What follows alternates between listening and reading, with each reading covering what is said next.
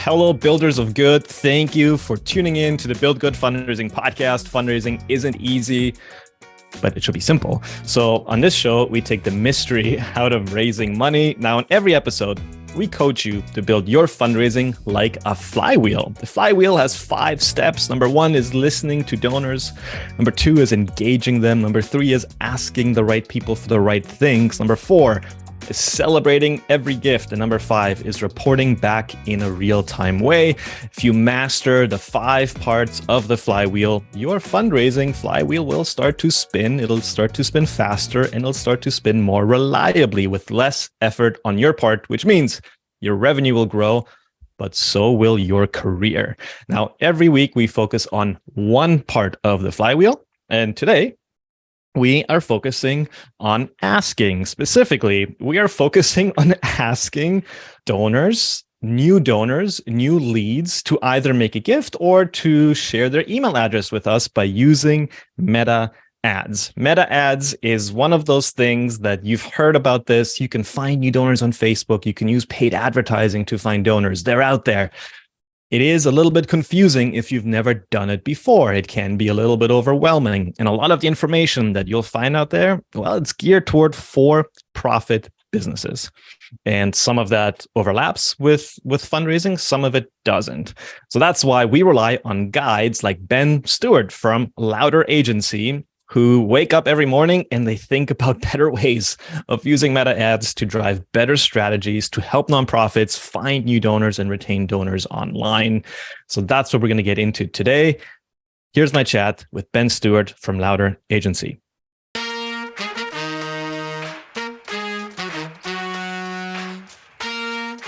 Ben, thanks for coming on the pod. I'm so happy to be here today, Mike. I want to start today by just treat me like a 5-year-old. Treat me like I don't know about any of this stuff. You have my permission to be it. I won't find it condescending. I won't find it patronizing. Like, you can just treat me like I know nothing about social ads. And then this podcast episode will be all about helping people begin to acquire new donors on Meta. I know they won't have all the answers. It won't be like you turn on a switch and magically your revenue just skyrockets. But after this podcast, I hope they have an idea on how to begin implementing this on Meta. How does that sound?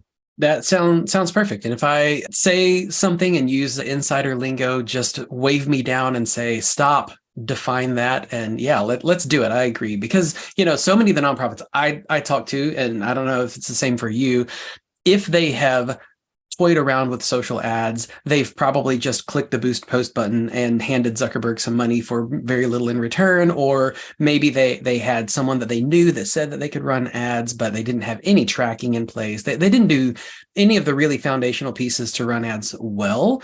And that we may as well assume that they haven't really run ads. So let's start at zero. I think that's a great way to start. Okay, cool. So here's my first question. Because if you work at a nonprofit, you get these emails all the time. You get emails, like cold emails from people that say, hey, you've got a Google ad grant that you can use. Do you know that you can use up to $10,000 per month on Google ad? We can help you with that. Then you got people saying, hey, you can find new donors online. And so I think let's just start to begin to define a little bit. There's all sorts of online advertising you could be engaging in. There's sort of social ads, which we're going to focus on today, but there's also like paid search. There's also sort of programmatic place ads. So maybe walk us through what is the difference between all of the different kinds of online ads that you could be running as a nonprofit? Yeah, absolutely. Well, I mean, the biggest two to start with anyway would be social and search. And when we say social, we generally mean Meta first, just because they are by far the largest platform. And Meta, including Facebook and Instagram, also could spill into WhatsApp and their other properties. But primarily, even when I say Meta today, I mean Facebook and Instagram first and foremost. That is the lowest hanging fruit. That is the cheapest, largest audience to pay to get in front of on the social side. And when we say search, we mean Google, because really that is, Google's number one, and YouTube, which is also Google, is number 2. So it's basically Google. The biggest difference between those two platforms, search and social, is people initiate search, and search specifically the text ads that show up in search results, not search like YouTube ads or display ads that follow you around websites. And the Google ad grant doesn't even apply to YouTube or those display ads. It's only what shows up in the search results anyway. So if people are typing something in and actively triggering the page that then shows them your Google ads. And so you're limited by how many people are actually typing in those relevant phrases or keywords into Google as to how many people you can even put that ad in front of. You may get that $10,000 ad grant and only be able to spend $2,000 of it each month, which is still great. But because you just don't have enough people searching relevant keywords. And if you go target irrelevant keywords just to spend more money, that's useless because they're not relevant to you, right? So you get potentially there's more of a cap on who is searching, but the other side of that coin is the people who are searching on Google are actively searching for a problem or a topic or whatever it is that you solve that is very relevant to you. So there's a high search intent to the people who are searching that would trigger your ad to show up. Right. Now, on the flip side of that, for Meta, you target people not based on what they're actively searching for. You're targeting people primarily based on who they are, a type of person. So that can include things that they're actively searching for. You can take an action, and then that can cause you to see more ads on Facebook. It's not just because of who you are, your demographics, or your interests. And we all know this. The other day I clicked on a coffee ad. I'm a kind of a coffee snob. And so I clicked on a coffee ad. And so now I'm seeing all of the different coffee advertisers on social media right now. And there are plenty, let me tell you. But you're searching for a type of person. So generally you can reach more people on social media, but you're reaching them when they may not actually be looking for the solution to the problem that you solve, or looking to give to an organization like yours, or depends on what type of organization you are. So there's lower search intent, but potentially a broader audience that you can reach. Right. Yeah. And to put maybe even a finer point on it, when you talk about search intent, just very practically, that's somebody typing into Google, clean water charity, or something like that. Now, most people don't wake up in the morning being like, who should I give my money to? I'm going to do a Google search of a best charity to give my money to today. Right. So sometimes the search intent, they're looking for some sort of problem that maybe they have. And then, they might literally be looking for where to buy like clean water in their town, like not tap water. And then like you might pop up because you own some of those terms that you're running ads against. So the other thing is sometimes people want to give to you, and we all do this. Instead of typing in the whole charity name URL, we just go to Google, we type in the first few words, then we click on the first result. And then the attribution might go toward, oh, the Google grant thing is working really well. Look, we got this gift off of that. When that intent may have all along been to go and make a gift to your donation, to your charity. Right. They just went through that way. They went through Google. Yeah. And so that's, Meta can also help you really differentiate cold traffic. So people who do not know you at all, that you are reaching for the first time, versus that warm traffic who has already been to your website, or they're on your email list, or even they've donated to you in the past, both so that you can exclude the warm traffic and only focus on new people for certain campaigns with certain specific asks. And also so that you can do the opposite. You can only target those who are warm, who have been to your website, and maybe who haven't donated yet, which is also good because, we love, for organizations that are running the Google ad grant, you're driving traffic to your website, but then you can use social media to even just retarget that same traffic, so that if they go to your website, they don't, make the donation yet, because most people don't on that first website visit. Now they can see an ad for the next couple of weeks on social media from you. So you can give them more content. Yeah. Okay. So we talked about search ads. We talked about meta ads. There's a few other kinds of ads. There's like YouTube ads, LinkedIn ads. We won't get into any of those today, but just so people know, that is an option. But today we are talking about meta, and we're mostly talking about, I think we're going to focus the conversation mostly on Facebook ads, if that's okay by you. Yeah. And yeah, there's a fine line between Facebook and Instagram, really. I mean, they're just two placements of essentially the same campaigns for many people. Yeah, for sure. All right. Now, here's a dream for many fundraisers. I wake up, I launch meta ads, And then I just kind of like, wait, okay, people are clicking on it. Money's starting to come in. Amazing. This stuff is working. Throw more money behind it. More money is coming in and we're off to the races, baby. We're just getting new donors and we're getting new money coming in the door. And it's awesome. Is that how it works? Well, when you're dreaming, sure, yeah, you can have the Scrooge McDuck version of fundraising, but I think the reality is much longer, a much longer game and much more nuanced than that. Absolutely, and part of it, because social ads are lower search intent, you're finding people who may be interested in the idea of your cause, but they don't really know you yet. Generally you're not going to start with just that ad to give a donation and someone see the ad and think, oh, wow, these people are smart enough to run an ad. I think I'll give them $100 today. It doesn't generally work like that. You're going to want to lower that initial ask, because that when I say low search intent, what I really mean there with social ads is social ads are a lot lower trust than other channels.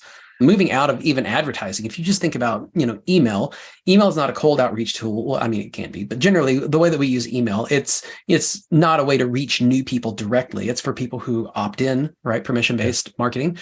But that also means that there's a lot more trust in an email. So you're much more likely to get the donation through, say, an email, as an example, versus an ad.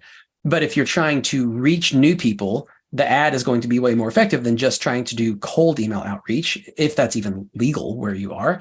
And then secondarily, if you're running a campaign via email and you want to make it better, reaching people on multiple platforms with the same message during the same campaign can make the campaign more effective. So utilizing social media, not just for that cold outreach tool, but using it to send ads to your email list while you're also running an email campaign for a particular appeal. Right. Yeah. Yeah. Just to increase the number of touch points, increase awareness. Yeah, for sure. Yeah, if I archive the email first thing in the morning, but then I see an ad later, I may actually watch the video or read the message there. Mm-hmm. Yeah, absolutely. Yeah. All right. So we know what the difference is between sort of search ads and social ads. We know that social ads can be a good way to get in front of a lot of people, to get in front of new people. They can be a good way to support a current fundraising campaign we've got going on to existing donors. So improving the ROI on our existing campaigns to audiences we already have somewhat of a relationship with. We also know that it's not just turning on a switch in the morning and just new donors and new money pours in. This is a bit of a long game, and this isn't just like this easy button thing, this easy solution for you. But it can be the start to acquiring new donors and to finding new donors. So let's talk a little bit about how we might do that. And I want to start here. We'll get into a few different ways of doing that. But before we get into the technical sort of, whether we're going to use this method or that method or anything like that, what is the strategy behind running social ads to get new donors, regardless of how we're going to find them? Are we driving them straight to a donation page? Are we just wanting them to get familiar with us for a few weeks before we lead them to an ask? Are we asking them to download a resource? Like we've done resources like children's books, stuff like that. So you're just getting an email address and then you're starting a bit of a relationship with that person. From what you've seen in your work with clients, what seems to be working? Yeah. I mean, the broad answer to the question first is experiment, because anything that I say may or may not be true for you in this moment. There are a lot of factors. And I think all of marketing is just a series of experiments. So, using best practices and, setting clear expectations, but it's all experimentation. That being said, generally speaking, running an ad to get people to engage with you or to download a resource, to give an email address is, in our experience, has been a lot more effective than running an ad directly to a donation campaign for cold traffic, for new people coming in. So yeah, if you have a donor flow, if you've created that donor flow of how people move from, strangers to supporters, generally speaking, these cold ads for Meta are going to be at the front end of that flow or the top of the funnel, however you want to, whichever direction you want to think of it. And you're going to want to just move them from that stranger who doesn't know about you to engaging with you to then becoming a subscriber if you do email marketing, which you should be doing email marketing. And then that will give you the opportunity to continue to take them further, or even a Facebook or Instagram follower if you have a very strong social media presence. Although from our experience, many organizations, you get a lot better results with emails than with just social posting and getting people into your social following. Plus, you have more long-term control over an email list than a social following. Yeah. I think that's very helpful for us to think about it that way, because I would hate for people to walk away from this podcast thinking I can just spend $100 and acquire, this many donors and I can just scale it that way. Right. When it kind of works that way, but it works that way in a much longer time horizon, which is like you're going to spend a certain amount of money per lead, per email address that you might get. And then, you might acquire 100 of those and you might put them in a welcome flow or some sort of engagement series, some sort of cadence. You may even, let's say they downloaded a children's book, like the example I used before. That organization got their address and they got their phone number, but the person got an actual book on the other end. So it was a very high value exchange. It was, it cost the organization $20 just to send that book out to a person. And then it cost them an additional, whatever amount of dollars to just acquire that lead. So they're in for 20 to $25 just to have acquired an address. But then, they can call them, they can email them. And then on the back end of that, they can ask to make a gift at some point. And then a certain percentage of those donors do make a gift. And so you do acquire donors, but it takes a bit of work. There's a lot of nurturing involved, right? Yeah, exactly. And it is a matter of understanding those percentages at each step of the journey, essentially. Exactly what you're saying. And this is how, people ask about budget. We can talk more about budget later, but knowing how much to spend on your Facebook ads. I mean, there's one question is just how much can I spend to gather enough data to be able to make decisions like moving forward about whether this is a good channel to try or not. But then once you kind of have that baseline data, it's really just a question of what percentage of people that we reach will convert into subscribers, and then what percentage of people of those subscribers will convert into donors or supporters over, and we usually say within the first year, and thinking about your budget as like a 1-year conversion. What's the value of a lead after a year? And then know that anything above that, as you retain long-term relationships, is just, stacking on top of those numbers. But yeah, perfect. So we're thinking a year out. I love it. This is not a quick fix. Not a quick, not a get rich quick scheme. No, it doesn't work that way. Maybe one day at the beginning, it's felt that way. Not so much. I mean, in 2013, kind of like. We can get into that too, but the Facebook has changed a lot. There are still plenty of people like you kind of alluded to in the for-profit space, taking pictures in front of Lamborghinis and private jets who are telling you the opposite, that if you just know the magic trick to run ads, then you can just start raking in the money. But especially if you care about the people that you are trying to bring into your community, it doesn't work like that. And I think anyone listening to this podcast cares about their donors and their supporters.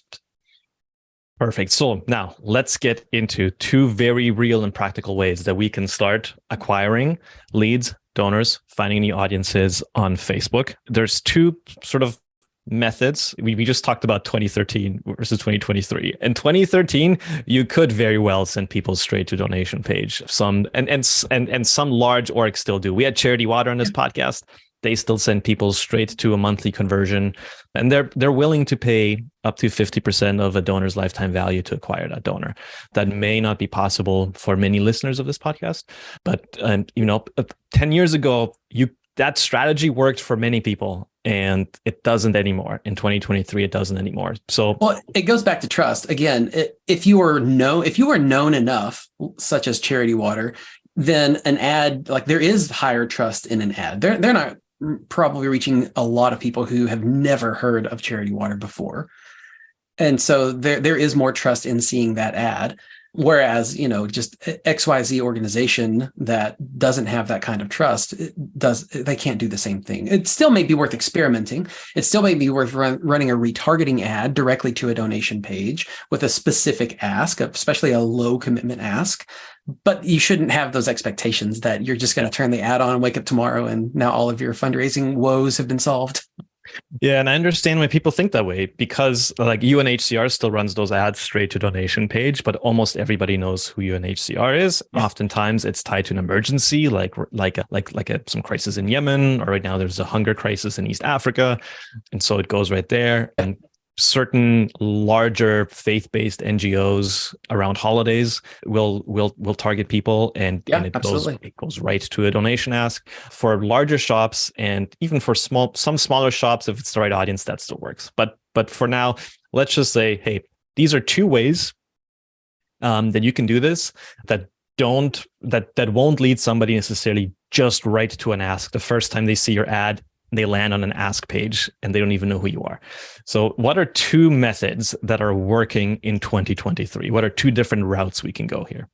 Yeah, let me start with the route that's working less, which kind of leads to why we use the other two tactics. So the traditional way of targeting audiences on Meta is to use demographics, interests, and behaviors. And so whenever you're creating an ad campaign, and you're not just clicking the boost post, which you should, never click the boost post. Go into the ads manager, learn it. It's not that complicated. You can create an audience and target an audience based off of demographics, such as age, location, gender, job title, industry, education, parental status, things like that. Interests, so different broad categories of interests, or even very specific influencers and brands that exist within the platform that people have either explicitly expressed interest in, like they follow, or that Facebook somehow knows because of the magic of Facebook that they're interested in that category or that brand. And then behaviors. So interactions with you on social media or other behavioral interactions, actions that a person has taken that will let you find them as an audience on Facebook. Now, January of last year, Facebook announced that they were changing a lot of the detailed targeting for good reasons, particularly around health causes. So let's see, I've got the specific. So options that relates to topics that people may perceive as sensitive, such as options referencing causes, organizations, or public figures that relate to health, race, ethnicity, political affiliation, religion, or sexual orientation. So Facebook did this in an effort to protect those people groups, people who have expressed some kind of interest or affiliation with those different topics, who may not want to be targeted either negatively or even just publicly with ads. What that means, though, is for those of us who are advertising, trying to use those different demographics and interests for good reasons, now we cannot just target people based off of ethnicity or based off of religious affiliation or political affiliations or whatever else that might be. So what we're doing now, the first method, is what Facebook calls a lookalike audience. And a lookalike audience is effectively where you can give Facebook some type of data about an audience of people. Easiest example of this would be if you upload, say, a CSV file, a spreadsheet of an email list, subscribers, donors, whatever else it might be. Facebook can then look for users that match the people that you give it on that list and find those Facebook users, and then find commonalities among that list of people so that it knows the type of person that you're trying to target based on just the things that it knows about the users that it can match. And then where the magic happens is Facebook can go out to all of its other users and find a very large audience of people who share similar characteristics, and then give you that audience back as an audience you can target without giving you any personal information. You can't download that audience. You can't know who they are, but you can target this lookalike audience of new people who are similar to whatever source you gave Facebook, such as an email list. So lookalike audiences have become one of the first places that we go if we cannot target based off of demographics, interests, and behaviors. And even if we can target based off of demographics, interests, and behaviors, oftentimes uploading a good lookalike audience can actually be more effective than targeting broadly based off of those interests. Let's quickly jump back to targeting broadly based on behavior, interest, and then we'll get into lookalike audience. One of the challenges I've always found is that for some causes that's a lot easier, and then for some causes it's really hard, and you're kind of like taking a bit of a guess here of who you're going to target, and it feels like maybe you're throwing money to the wind sometimes. Along with some of the things that you mentioned that are now harder to target, so to speak, Facebook's also changed some of the rules on like what the actual ad looks like and the content. And it's like every time you try to get an ad approved, you're just like crossing your fingers, hoping that Facebook approves it, right? Because it goes into review and then they're like, it's approved or not approved. And sometimes you can't even figure it out. It just wasn't approved for some reason. Somehow the algorithm, the AI flagged something as being potentially sensitive in any way, shape, or form. Facebook really toes this line of they gather so much data and make so much data available to advertisers, and yet they don't ever want their users to feel weird about the amount of data that Facebook knows about them. So if Facebook feels like you are using anything in your ad, creative or copy, that might be too close to or too specific, I guess, or too sensitive, then they will block those ads. Which even Facebook has for a long time actually been very careful about sort of benefit and transformation language as opposed to just like sort of features language. Which is weird because, copywriting 101 says, oh, don't list the features, list the benefits, talk about the transformation. And yet in our Facebook ads, so often we have to kind of downplay the transformation and the benefits and really just talk about the service itself and the features, the aspects of the service that are more factual in the ad. Now, once a person gets to the landing page, that can change, of course, but using creative, the text and the graphics or the videos can certainly be a challenge, and sometimes it's a guessing game, but you kind of have to go against your marketing best practices to an extent just to play by the rules. Yeah. So fair enough to say that when we go by interest and demographic and age, we kind of fair enough to say we maybe need a bit of a bigger budget to play with because we're going to cast a very wide net, and then from there on, we're going to try to maybe use retargeting and narrow it down, or do we just need more patience and more time and just more experimentation? Yeah, I mean, it really depends on how specific you can get. So, before we could be very specific with our demographics and interests. If you can no longer be specific with your demographics and interests and you have to go broad, then that's really kind of the second way to still target people today is what you just sort of alluded to, which is you can still run that broad ad, but just know that you're going to, it's a very leaky bucket, so to speak. It's going to reach a lot of the wrong people. There are holes in that net that you're casting. So it's got to be wide to just catch enough of the right people. But then what you would want to do is follow up that very broad ad with another ad set that is targeting specifically the people who engaged with the first ad set. So that would be a version of retargeting. So we're only targeting people who actually clicked that ad and went to our website, or who, reacted to it, or who watched a certain percentage of this video. So then the first ad, the broad ad, would generally be you would set the objective to just reach as many people as possible, not to actually try to convert anyone in that ad or get email signups. Because if you can reach a lot of people, the people who actually then engage with it, you'll follow up with an ad, and that's where you can offer your free resource or have people sign up for a online pledge card or whatever your next step action might be. Right. All right, lookalike audiences. So the lookalike audience method that you described is, let's say we've got 5,000 donors on file, and let's say 2,000 of them have made a gift in the last 2 to 3 years. So we would consider them sort of our best donors. We'll out of those 2,000, we'll see how many email addresses do we have on file. Let's say we've got email addresses for most of them. Let's say 1,500. So we give Facebook a list of 1,500 email addresses, and we say, these are our people. They're like, this is the kinds of people that we'd like to reach on Facebook. Facebook does a magic little thing in the background where they go, oh, this is what your audience looks like. I can kind of figure out who also kind of looks like this, which is why it's called a lookalike audience. That is a little bit more targeted, in that you're finding people who are a little bit more adjacent, maybe, to people who are already in your donor file. Yeah, exactly. And it's still generally it's a large audience that you're building. The smallest lookalike audience you can build is 1% of the population of whatever country you're targeting.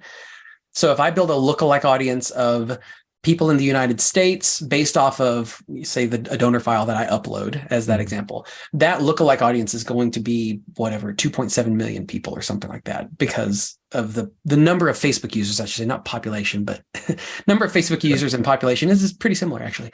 But yeah, the number of Facebook users within a given country. So you're talking about a large audience, and 100% of those are not going to want to be involved in my organization, for sure. But it's more targeted than just targeting, like all parents or, all people. Right. So yeah, it's better. Yep. All people. It should, and honestly, that's the answer you get from a lot of people. You're like, oh, who's like your ideal donor? Well, it's kind of all people. Oh gosh, you've got a beating heart. You should be involved with us. All right. So, okay, let's say you upload this your email list, and it gives you a lookalike audience with 2.5 million people. Can you narrow that 2.5 down to location, or maybe can you narrow that down a little bit? Yes, you absolutely can. So again, you're going to create a lookalike audience based off of a country or even multiple countries put together into the same lookalike audience.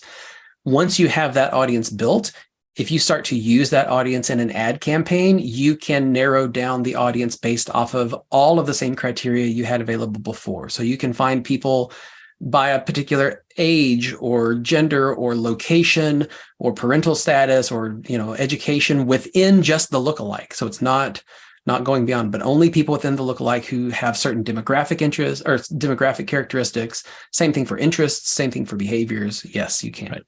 Okay. So we've got a lookalike audience running. We're serving them ads. Again, some people start to engage with the ads. Now we can again retarget those people, right? The retargeting works for all of these methods. Yeah. Okay. Yeah. And we like to retarget. So I want to talk about even a couple of options here. So we like to retarget based off of a couple of different factors, or at least consider retargeting based off of a couple of factors. One is website visitors. So if you have the pixel on your website, you can retarget people who go to your website. You can even exclude people who don't take whatever action you really want people to take. So you could retarget anyone who's been on our website in the last 30 days who did not actually submit a donation form, if you have that event all set up. But it doesn't just have to be website visitors. It could also be social media engagement. So you could say, I want to retarget anyone who has engaged with any of my social media posts or my Facebook or Instagram page or any of my ads all put together so that they will now see this other ad. You can even put together a retargeting series that says, anyone who has engaged with my posts in the last 7 days is going to see this ad that has this particular video. Anyone who has engaged with my posts between days 8 and 14 from today is actually going to see this ad that is a different blog post. Anyone who from 15 to 30. So you can have a series so that if somebody engages with you once, then they're going to see a series of different posts, say a week apart, until they engage with you again, which kind of restarts the cycle. Right. Yeah. Until they take the action that you want. I just want to quickly park on, you said if you've got the pixel installed, let's just quickly clarify that. Facebook, if you've got a Facebook account, Facebook will give you what's called the Facebook pixel. By the way, almost all social media sites have a version of this. LinkedIn has one, almost everybody has one of these. And that's a little snippet of code that you just copy and paste. And then you put it in your website, and whoever runs your website will know how to put the pixel in there. It's not hard at all. It's literally just copy and paste in the right spot. But basically what that little pixel does is if somebody lands on your website, that little pixel recognizes, well, that was the person that came off of Facebook. I know who that is.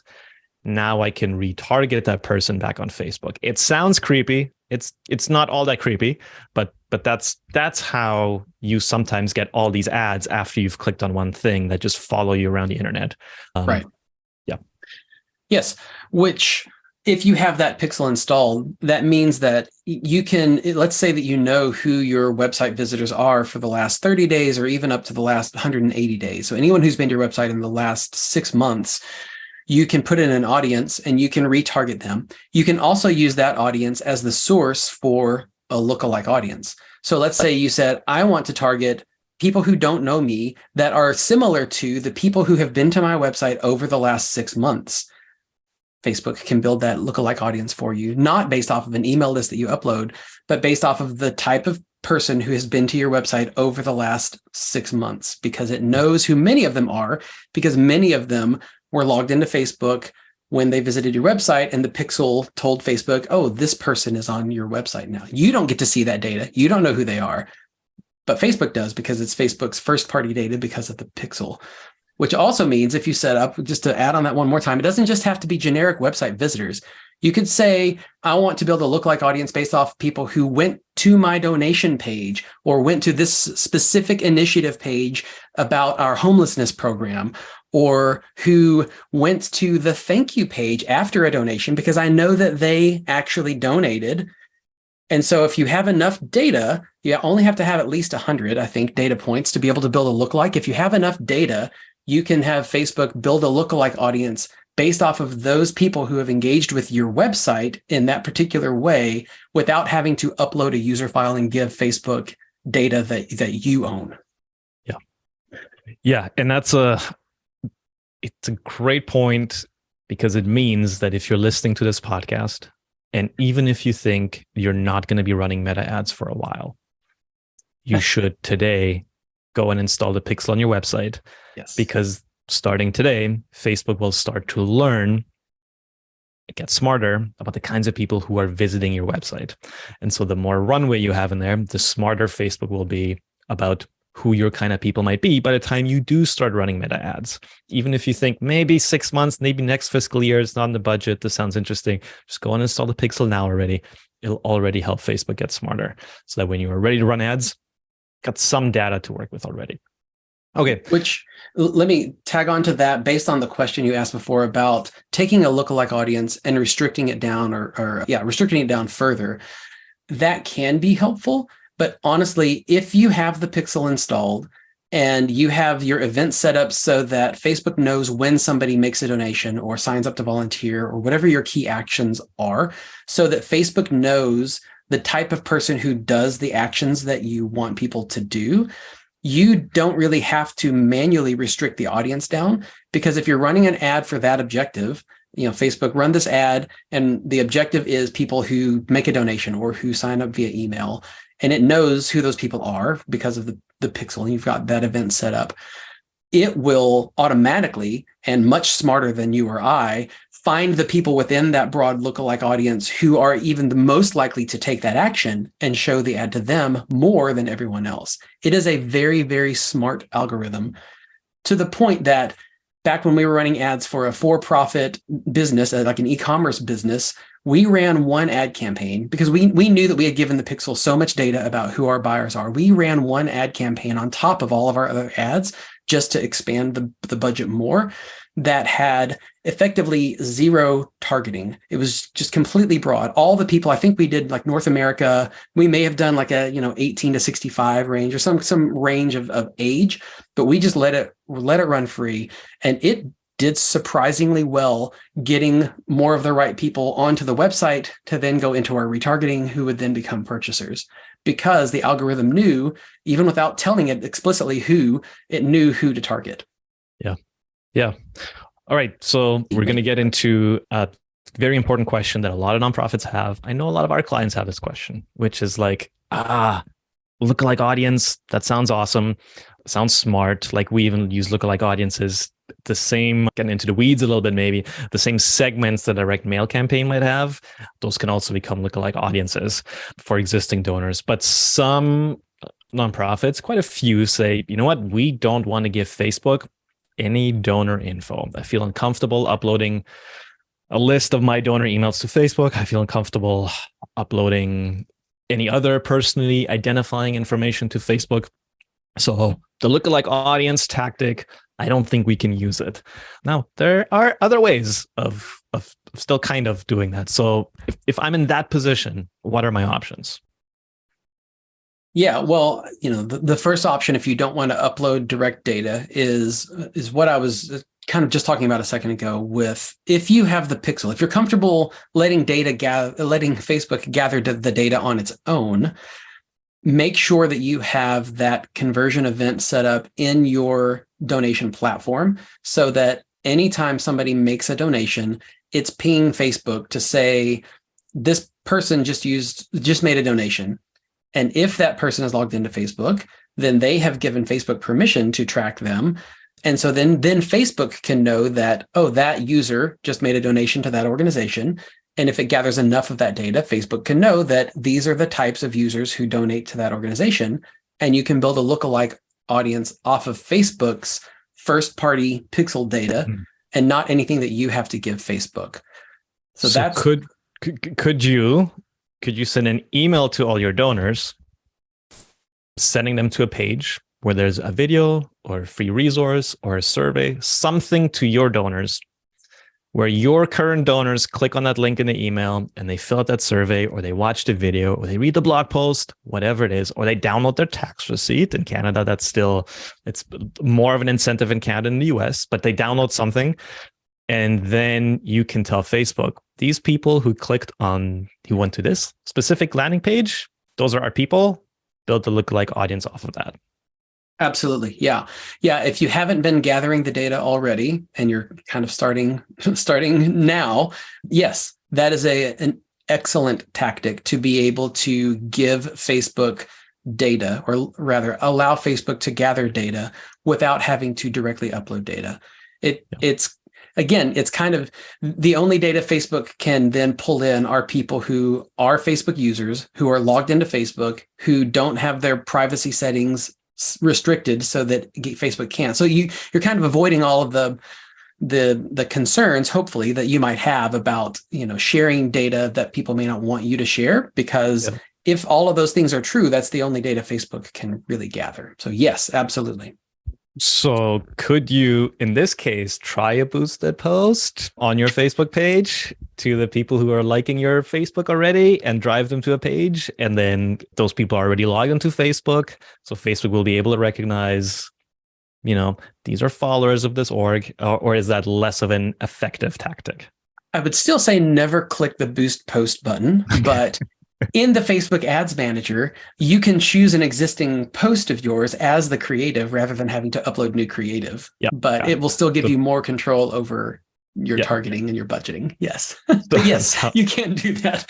Sounds good. Speaking of wasting money. You're just not going to get me to say to click boost post ever, sure. Mike. Okay. I'm not on Zuckerberg's payroll, I promise. Right. Speaking of wasting money with a boosted post, what kind of play money do we need to start here? Like, okay, this sounds great. I think I kind of get it. We're going to install the pixel. We're going to try this. We're going to try it small.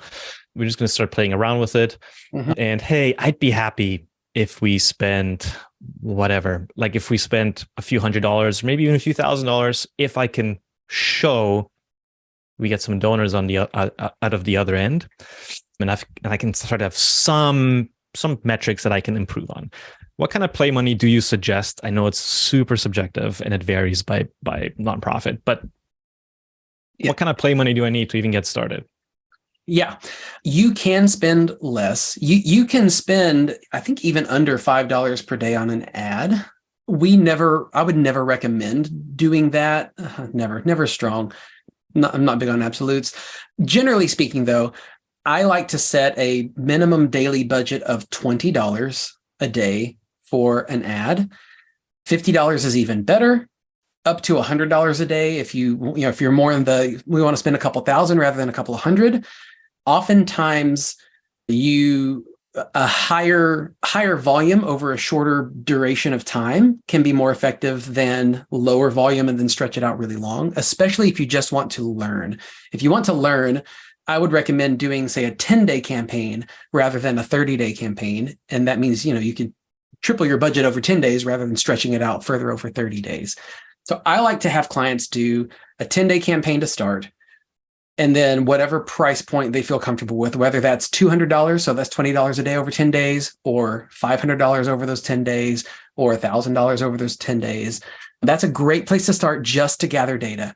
Understand that the first 3 days of your campaign are going to be very volatile. So don't look at the metric. Look at the metrics enough to see whether the campaign is actually running or not, but don't look at the metrics for results.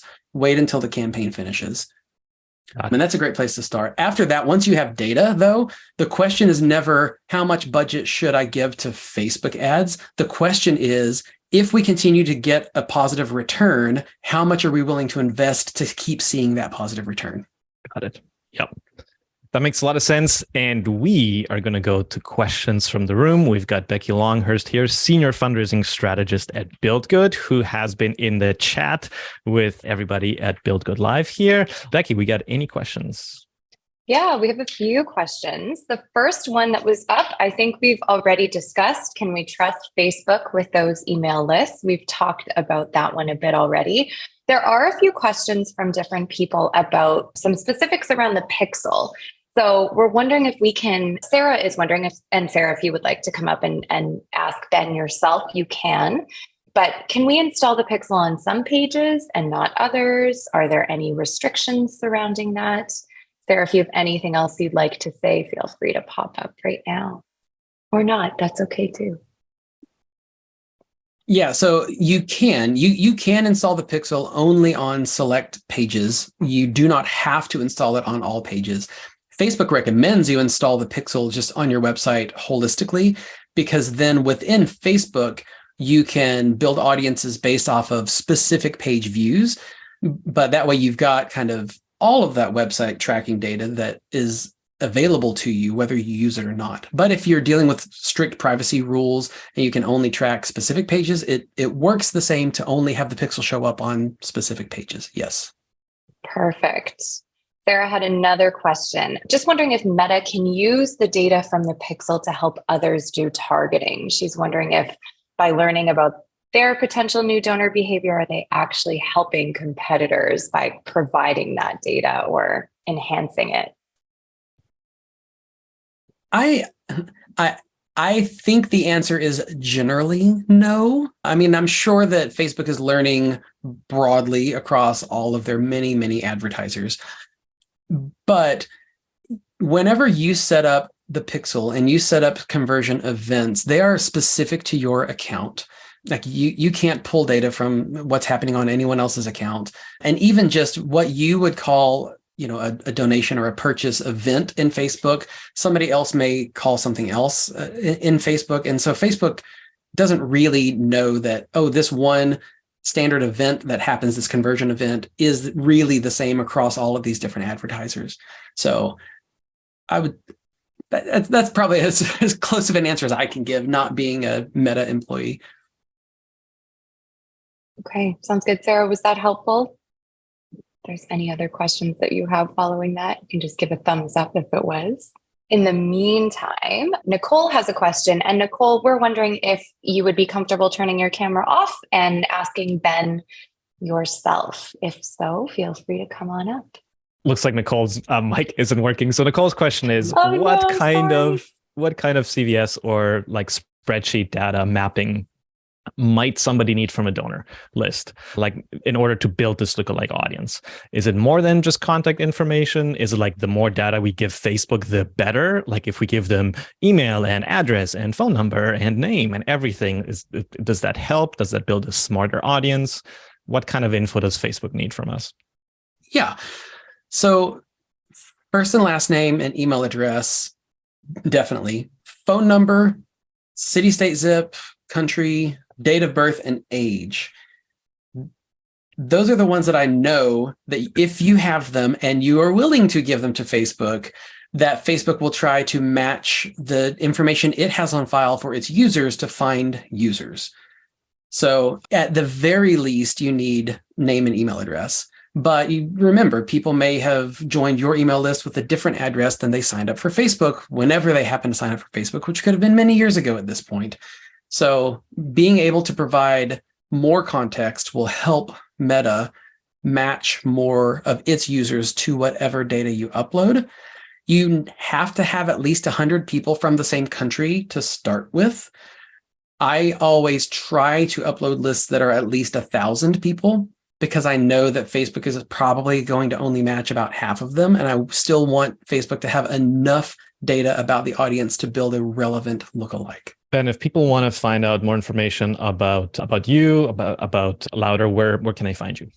Yeah, I'm on LinkedIn. I would love to connect with you there. And you can find Louder at louderagency.com. We do websites and digital marketing for nonprofits and purposeful brands. All right. Well, that's all for today. Thank you for joining us on Build Good Live. Thank you for being in the room. Thank you for asking questions. Here is my short action plan for today. I've been furiously taking notes. So here's my short action plan for you today. This is how to begin using Meta to find new donors. There's a lot more we could get into. And Ben, we're going to have you back for part 2 of this session. But here's how to begin. Just get that Facebook pixel installed on your website, call up your website person, your social media person, whoever helps you with that sort of stuff. If that's not you, get that pixel installed. Number 2 is just create a completely separate landing page because you're going to run a little bit of a test. Create a separate landing page, create a pixel event for that specific landing page, and have that be a resource somebody can download, a video they can watch, a survey they can take. Depending on your cause, petitions can do really well. If it's a certain issue, some people love to sign petitions, and that's also an intent that they care about your issue. And so you can do that. And then go into Ads Manager in Facebook. There's lots of tutorials out there on how to use Ads Manager. It looks very complicated, but once you get the hang of it, it's not all that complicated. And start running some ads if you're able with a lookalike audience, and just see what happens. See how many people download the resource, how many emails you get. And then try to put those people in a neat little welcome series. It can be 3 emails. It doesn't have to be complicated. Or you can just, if you're doing this small scale, you can sit down at the computer and write them each a personal email and just say, thank you so much for having downloaded this. Just curious. What made you interested in it? You can start a conversation, and then that cadence can lead to an ask, and just see if you get donors out of it. And you can scale up from there. You'll get smarter, and that way you will have started running some meta ads and dipped your toes in the water. If you want to be part of future Build Good Lives, please just go to buildgood.com, put in your email address anywhere there. It all goes to the same place. We haven't run meta ads yet. So as of today, you will not be retargeted. I don't know what's going to happen in the future. But if you're listening to this, you're my kind of people. You're my lookalike audience. I'm your kind of people. Thank you for the work you do. I'm your host, Mike Dirksen, cheering you on as you do good in the world.